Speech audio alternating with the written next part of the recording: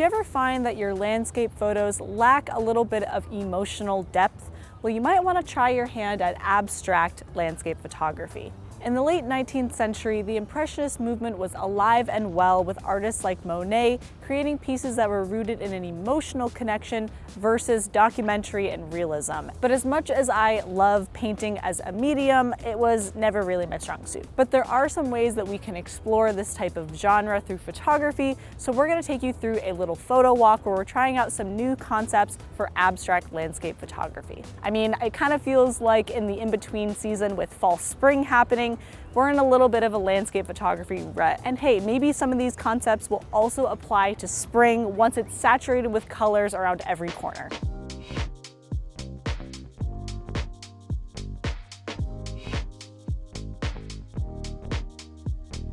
If you know me, I love using a telephoto lens for my landscape and nature photos, and it's one of the first things that I do if I need to change up my perspective. But when I find myself doing this, I really like to stop and think, what is really drawing me to this scene in the first place? Maybe that's the reflections of the water, maybe it's some high contrast on the rocks, and then you can really hone in on that one section of the frame rather than forcing it to compete with everything else. For example, at the reservoir, I really love the contrast between the bits of ice and then the water, and I also really love using telephoto lenses to take close-up pictures of the bark on the trees, and especially at the noon hour where you get this crazy harsh light, it really adds that contrast on the bark and kind of gives you a mini landscape within a tree.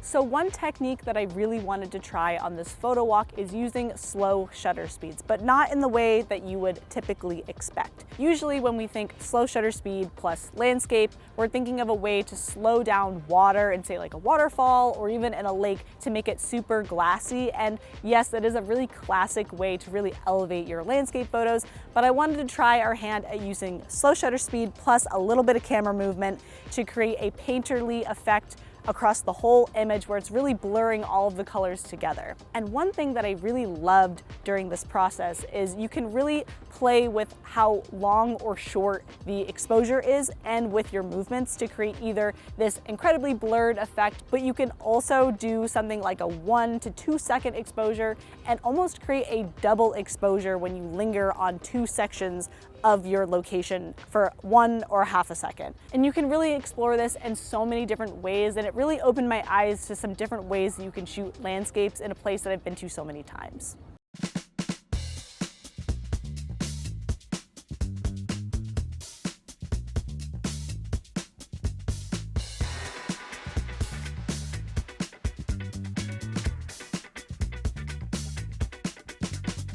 And if you want to get really creative, one technique that I adore is putting things in front of my lens to distort the image. Now, this could be anything from more natural elements like leaves and sticks. You could use things like the Vaseline on the lens trick, or you could even just use a good old plastic bag. Now, I know it may seem really counterintuitive to have an incredibly sharp lens, but to just be putting literal garbage in front of it, but stay with me here. It makes these really dreamy, soft focus images that are very similar to the pictorialism era of photography, which were a lot more connected to the emotional side of photography versus the realism documentary style of photography. But this could be a really great tool if you find yourself struggling creatively, you've been going to the same location dozens of times, and you're trying to find a way to see that location in a different perspective.